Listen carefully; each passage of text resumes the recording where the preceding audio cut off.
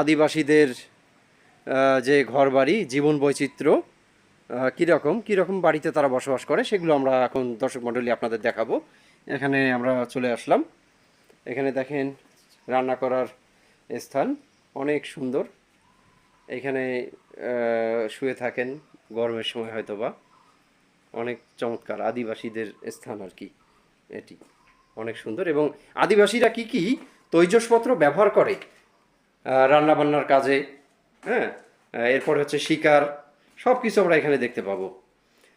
এখানে দেখেন আপনারা দর্শক মণ্ডলী দেখতে পাবেন এখানে অনেক কিছু রয়েছে। এখানে আদিবাসীদের বক মারার ফাঁদ আমরা দেখতে পাচ্ছি। এখানে বক মারার ফাঁদ, এগুলো গ্রামাঞ্চলে এখনো দেখা যায় দু চারটা। ধুনকা, যা দিয়ে ধুনকা তীরের মতোই ধনুক দিয়ে আদিকালের শিকারের অস্ত্র, তবে এর মাথায় তীরের ফলার বদলে কাঠের বা বাঁশের গোলাকার বৃত্ত দেখা যায় আর কি। এগুলো দিয়ে পশু ধরতো আর কি।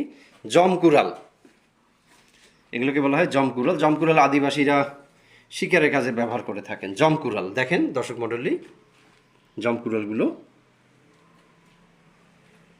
এছাড়া রয়েছে আদিবাসীরা কী ধরনের পাদুকা ব্যবহার করেন সবগুলো এখানে রয়েছে। এখানে হুক্কা, মুরালি বাঁশ, মুরালি বাঁশ এখানে লক্ষ্য করছি। দোতারা, প্রাচীন যুগের দোতারা। এরপরে রয়েছে সানাই, সানাই আমরা লক্ষ্য করছি। গ্লিসা গ্লাস, টিপিয়া কুপি, অনেক কিছু আমরা এখানে দেখতে পাচ্ছি। আদিবাসীরা যে কি কি ব্যবহার করতো বা এখনো করে, এখানে না আসে আপনি বুঝতে পারবেন না। কারণ সকলকে তো আর আদিবাসীদের স্থানে তো আর যাওয়া যায় না, আমরা যেতেও ইচ্ছা করলেও যেতে পারি না, অনেক সময় হয় না আমাদের। এছাড়া একটা অর্থনৈতিক বিষয় থাকে, যোগাযোগের ব্যবস্থার একটা ব্যবস্থা আমাদেরকে চিন্তা ভাবনা করতে হয়, সব মিলিয়ে আর কি হয় না। যার কারণে আপনারা এখানে এসে সব কিছু পেয়ে যাবেন। আমরা একটু আগে আপনাদের দেখিয়েছিলাম যে নদী, বাংলাদেশের এবং বিশ্বের অনেক নদী মহাসাগরগুলোর পানি সংগ্রহ করে রেখেছিল। এখন আমরা দেখাচ্ছি আদিবাসীদের ব্যবহৃত তৈজসপত্র বা জিনিসপত্র, অনেক কিছু রয়েছে এখানে। কুমড়ার, এখানে দেখেন লাউয়ের বস,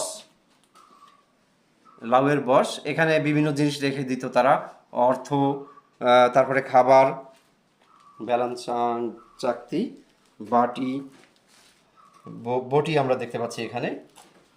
দিয়েরা, আদিবাসীরা এগুলো ব্যবহার করে। হাত পাখা, তরুপ, তারুপ কুলা, এগুলো আর কি। এখানে বসা নিষেধ।